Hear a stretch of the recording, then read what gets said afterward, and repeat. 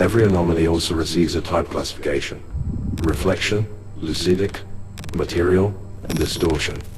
Reflection anomalies are usually spontaneously developing manifestations, influences, frequencies, sounds, or lights. Lucidic anomalies are either pre-existing or spontaneous anomalies that physically manifested. These fall under the category of inanimate objects, buildings, or artifacts. They usually carry an embedded behavioral pattern, effect, or manifestation. Material anomalies have a spontaneous, developing, or pre-existing nature. They are conscious or semi-conscious, and physically manifested entities, both living and not living. They are categorized mostly by description and intention. Distortions are spontaneous, developing, and existing anomalies. They are physical and non-physical, usually reality-altering events, areas, or entities. They can change time and physical matter. The volatility rating assigned to every single anomaly that we encounter should be quite straightforward for staff to understand.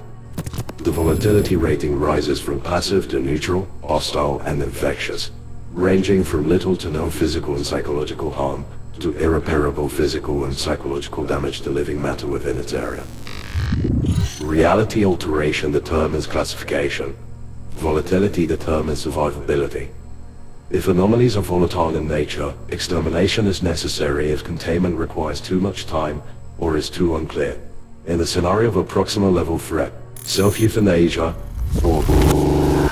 is an option widely available for the ST.A.R.Z staff. Public interaction, evacuations, or disclosures will be ineffective, useless, and cruel. Nuclear action has been recommended as a merciful way to globally. In the event of surviving a Proxima scale level threat, record any events witnessed or experienced, if capability to think or write is still present. If you witness the with your own eyes, fall to your knees and pray. In the case of accidental or coincidental injury surrounding an anomaly with a volatility rating that is neutral, the anomaly must not be researched or interacted with any further, but simply contained or terminated as instructed by a superior. Failing to do so for all ST.A.R.Z personnel below gamma clearance will lead to termination, detainment, or death. Past errors in our judgment have led to the incident. Our former senior of research, Dr. James, created a permanent hostile anomaly simply by studying it too thoroughly while it was in a neutral state. The anomaly turned the doctor's organs upside down within his body, including the skin, leading to the corpse being severely deformed and unrescuable.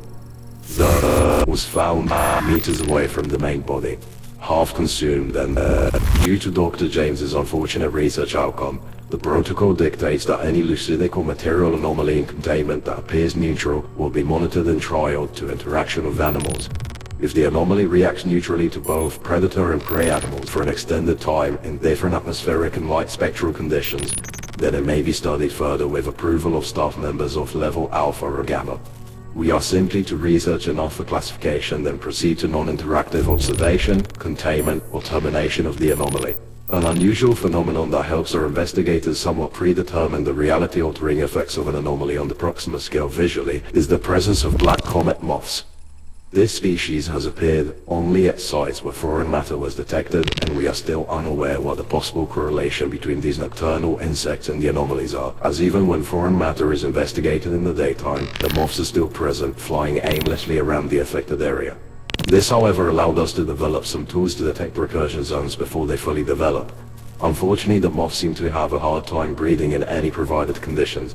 ST.A.R.Z staff initially believed that moths were also anomalies themselves before it was clarified by Gamma-level personnel that they are simply our reality's natural reaction to the foreign matter. The moths have been observed at anomaly sites across different climates, continents, and time zones, almost like they metamorphosize out thinner. You are not to interfere with the moths while investigating an anomaly or recursion zone, regardless of classification. Congratulations. Your orientation complete. Proceed to staff training film 2. Field investigation. Procedures.